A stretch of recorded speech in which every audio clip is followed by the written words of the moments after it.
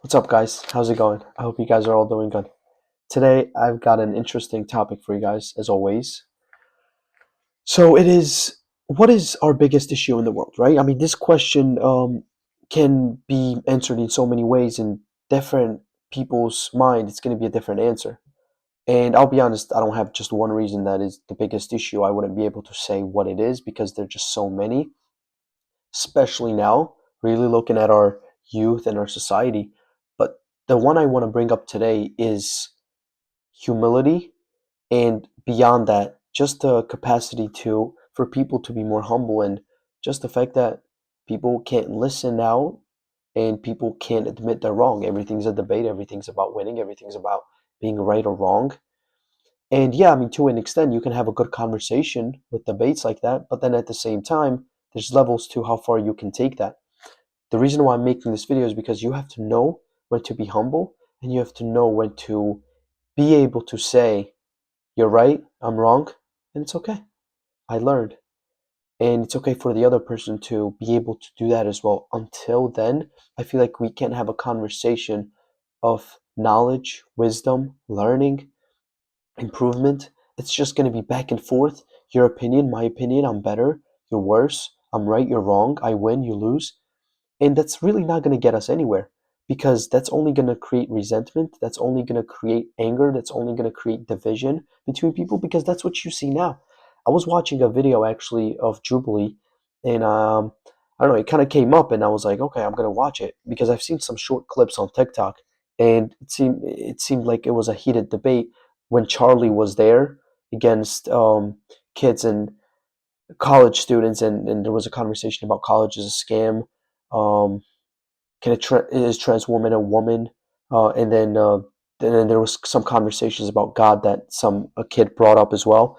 And then the first one I think was about yeah, whatever it is, right? The idea is these are some heavy topics that and abortion. There you go. Yeah, it was about abortion, and um, people are just, especially young people who are already like in their teenage years, probably from 15, 16, 18 to like 21. Like those are the ranges, right?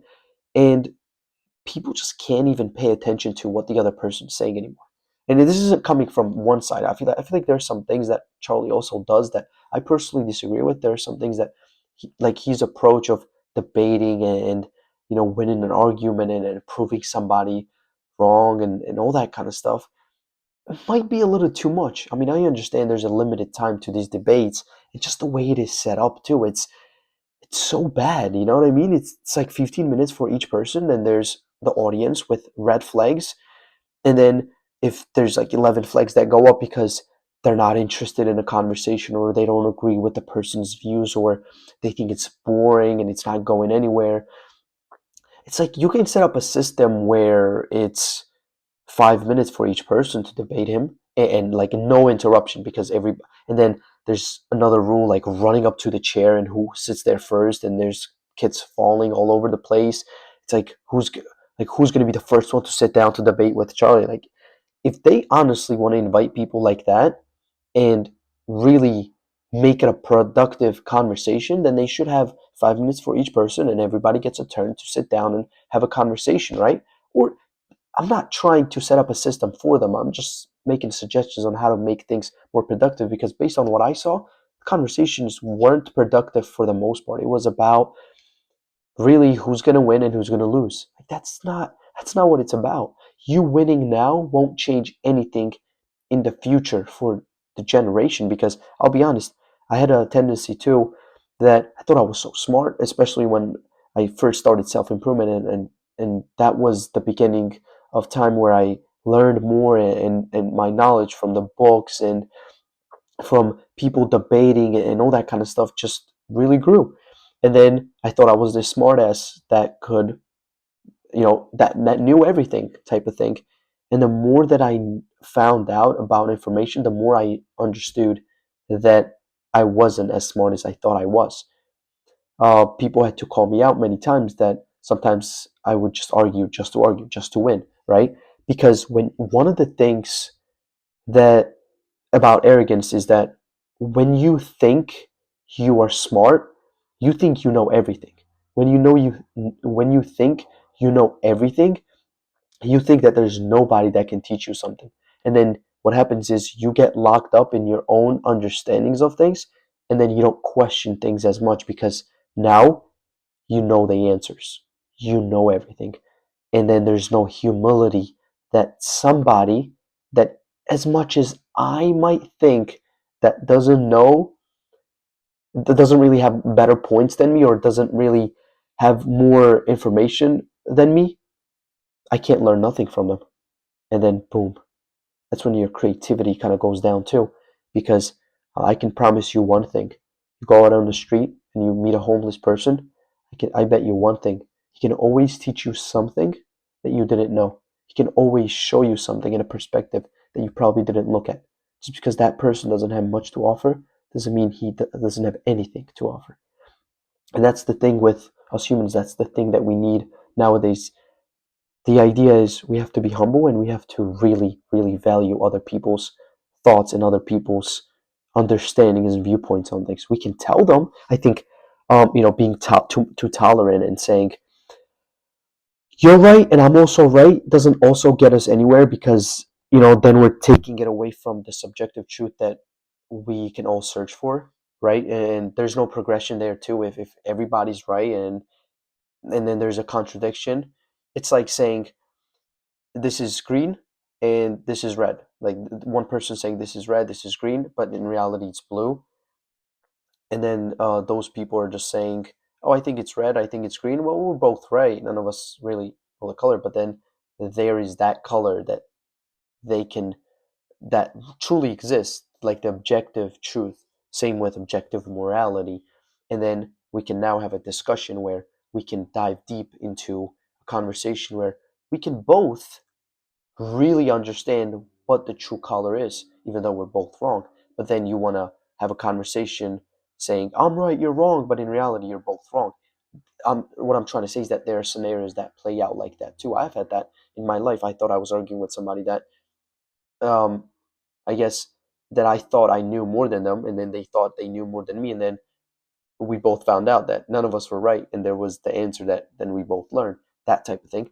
But then there's also where you argue with somebody and you think you're right, but then you turn out to be wrong, and then kind of ashamed, and sometimes people can even say sorry, or people can't even say, oh yeah, I'm gonna admit I'm wrong. I mean, this is something that I'm still working towards today. It's just not as bad as it used to be, but I really want to bring the light to the issue of being more humble and being more understanding towards human beings.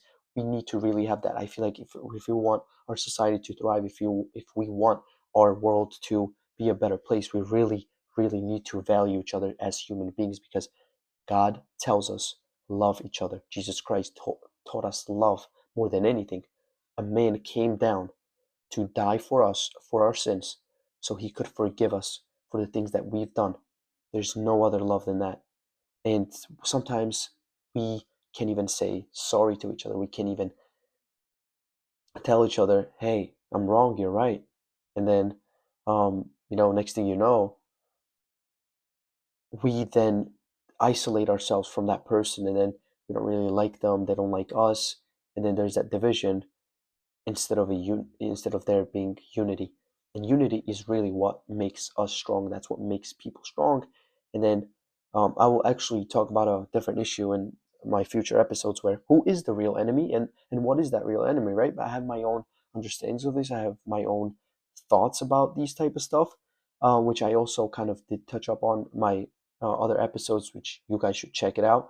Um, but the idea is, I think we really, really need to understand to its core what love is and what it really is to love each other. And it's really not about being right or wrong. And it's not about proving somebody wrong. It's really not. You really don't prove anybody wrong. I mean, if you live your life trying to prove somebody wrong, you're not living your life. You're living their life, because now you're trying to show them what will satisfy them and not something that is authentic to you. And then during that path we lose our authenticity. But The idea is God created men and women in his own image to love each other, to love each other.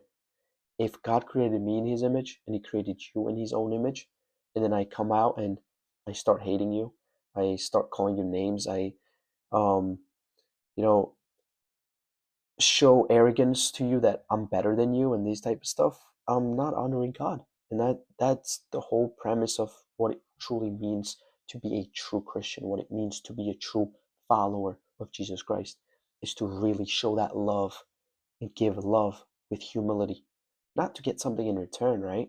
He says, don't let your left hand know what your right hand is doing.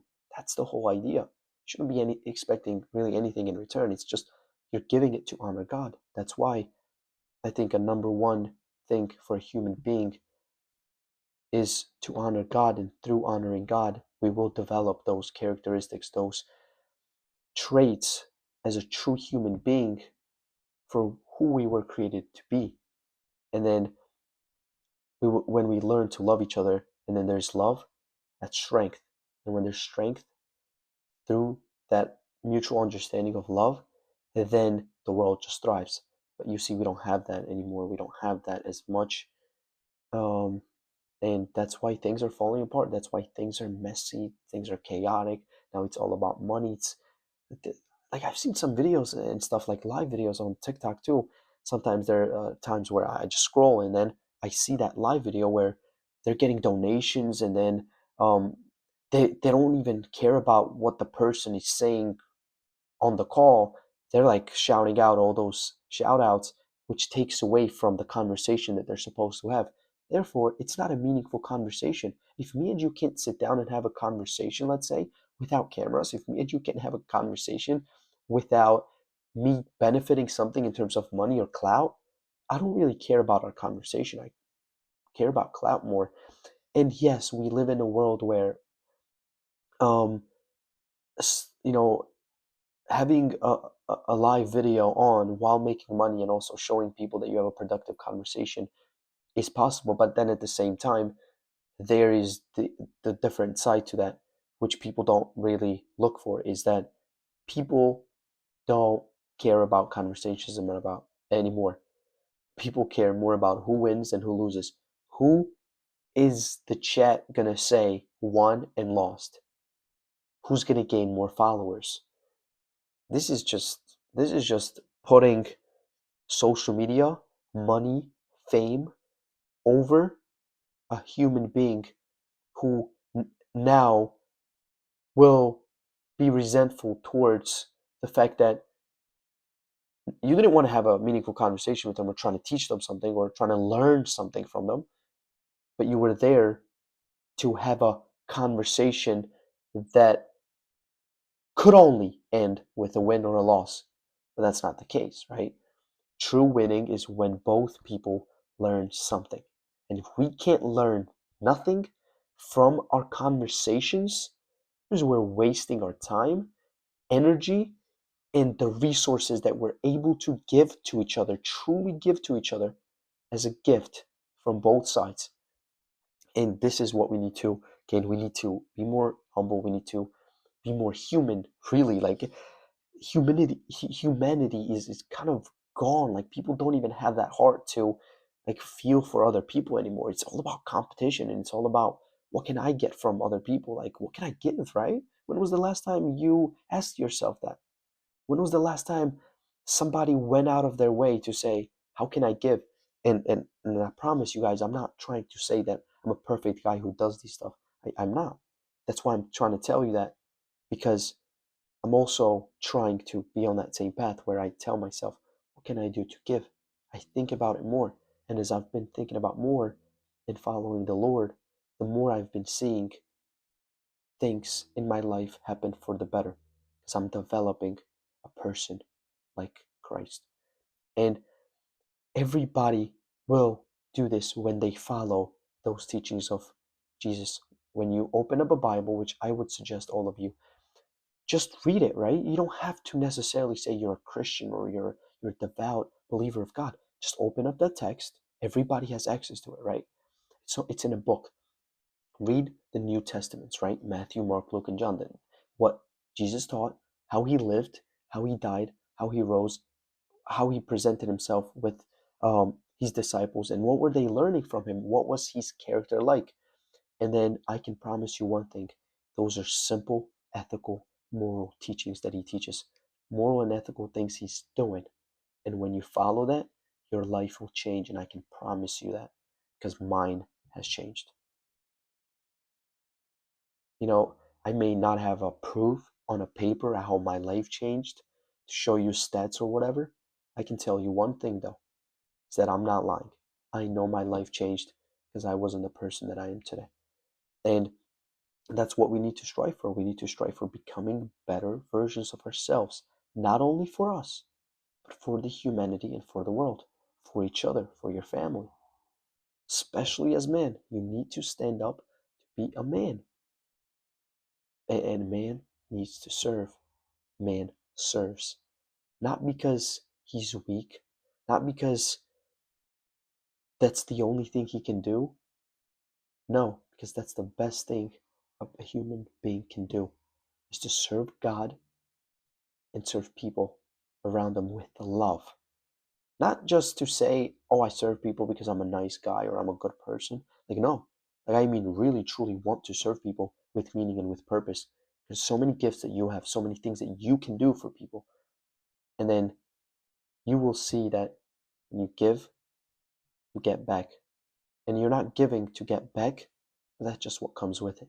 It's a simple nature. You show love, you get love. You show hate, you get hate.